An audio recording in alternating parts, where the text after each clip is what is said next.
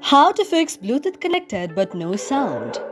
If any day you're trying to connect your Bluetooth to any of the speaker out there but the sound is not being seen there from there and you are quite frustrated, do not worry as we have got the perfect solution for this. For this, first of all, you have to go to the settings icon on your mobile device.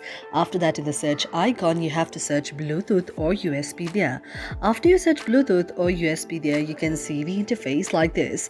You have to wait for a while until it gets loaded because sometimes it may be just gathering.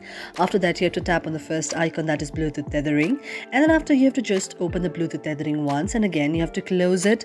You have to wait for a while until it's enabled and again you need to close it. So you have to enable and close it until about 10 of the times like this, and after you do all of these, now you have to go back, and after going back you also need to check whether you have enabled the sound on your mobile device because sometimes you may not enable the sound on your mobile device. Likewise, if the problem is not solved by carrying out all the steps, you also need to check your speaker whether your speaker is correct or not, or is there any issues within the speaker of your speaker, and this way your very problem will be solved. Thank you for watching our video, and if you really like it, do not forget to subscribe our channel.